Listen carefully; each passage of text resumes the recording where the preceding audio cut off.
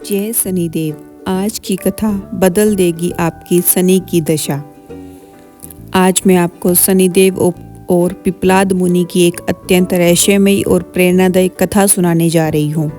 यदि यह कथा आपके मन को छू जाए तो कृपया कमेंट में जय शनिदेव अवश्य लिखें। शिव महापुराण के अनुसार भगवान शिव ने समय समय पर अनेक अवतार लिए, जिनमें से एक दिव्य अवतार पिप्पलाद मुनि का भी माना जाता है। पिप्पलाद एक महान तपस्वी और ब्रह्मज्ञानी ऋषि थे। उनके पिता का नाम था महर्षि दधीचि, जिन्हें दान और त्याग का सर्वोच्च प्रतीक माना जाता है। प्राचीन काल में वृत्रासुर नामक एक अत्यंत शक्तिशाली असुर ने तीनों लोकों में आतंक मचा रखा था। देवता उसके अत्याचारों से अत्यंत पीड़ित थे, परंतु कोई भी उसे पराजित नहीं कर पा रहा था। तब देवताओं ने महर्षि दधीचि से सहायता की प्रार्थना की। महर्षि दधीचि ने देवताओं से कहा कि यदि उनके शरीर की अस्थियों से वज्रास्त्र बनाया जाए तो उसी से वृत्रासुर का वध संभव है। लोक कल्याण के लिए महर्षि दधीचि ने बिना किसी मोह के अपने प्राणों का त्याग कर दिया। उनकी अस्थियों से वज्र बना और देवराज इंद्र ने उसी वज्र से वृत्रासुर का अंत कर दिया। जब यह समाचार महर्षि दधीचि की पत्नी को मिला कि उनके पति ने देवताओं की रक्षा हेतु अपने प्राण त्याग दिए हैं, तो वह इस गहरे दुख को सहन न कर सकी। उन्होंने अपने पति की चिता के साथ ही सती होने का निर्णय लिया। सती होने से पूर्व उन्होंने अपने 3 वर्ष के छोटे बालक को पास ही स्थित एक विशाल पीपल वृक्ष के कोटर में सुला दिया। वह नन्हा बालक उसी पीपल के वृक्ष की शरण में पलने लगा।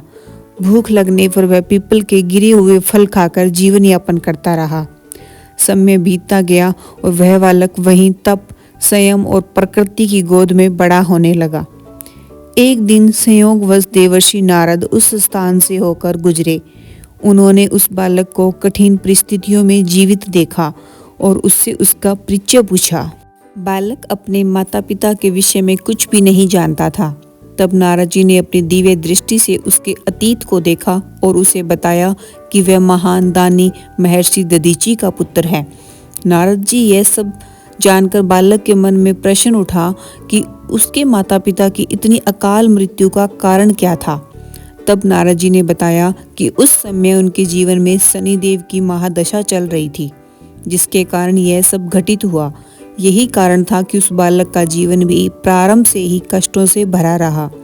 नारद जी ने उस बालक का नाम पिप्पलाद रखा और उसे तपस्या का मार्ग बताया।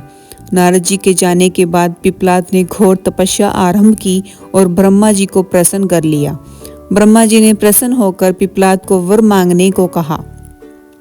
पिप्पलाद ने वर मांगा कि उसकी दृष्टि मात्र से सामने वाला भस्म हो जाए। वर प्राप्त होते ही पिप्पलाद ने शनिदेव का आह्वान किया। जब शनिदेव प्रकट हुए तो पिप्पलाद की दृष्टि से उनका शरीर जलने लगा। स्वयं सूर्य देव भी अपने पुत्र शनिदेव को उस कष्ट से मुक्त न कर सके। अंततः ब्रह्मा जी को हस्तक्षेप करना पड़ा।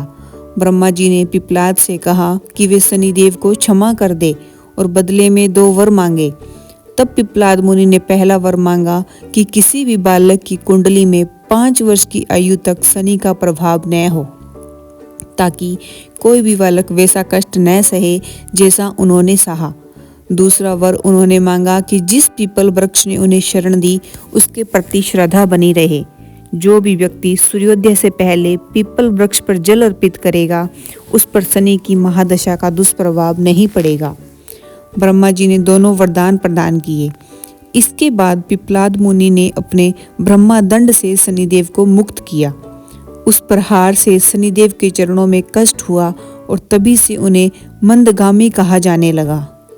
इसी घटना के बाद से शनि दोष शांति हेतु पीपल वृक्ष की पूजा और उसमें जल अर्पण करने की परंपरा प्रचलित हुई। पिप्पलाद मुनि ने आगे चलकर प्रश्नोपनिषद की रचना की, जो ब्रह्म ज्ञान और आत्मबोध का एक अत्यंत महत्वपूर्ण ग्रंथ माना जाता है। यदि आपको शनिदेव और पिप्पलाद मुनि की यह दिव्य कथा पसंद आई हो तो कमेंट बॉक्स में जय शनिदेव अवश्य लिखें। ऐसी ही पुरानी कथाएं, व्रत कथाएं और भक्ति से जुड़ी कहानियां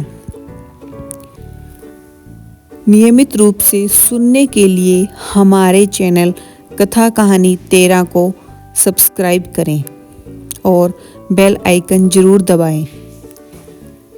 इस पावन कथा को अपने परिवार और मित्रों के साथ शेयर करें ताकि शनिदेव की कृपा सब पर बनी रहे। जय हो शनिदेव की, जय हो पिपलाद मुनि की। धन्यवाद।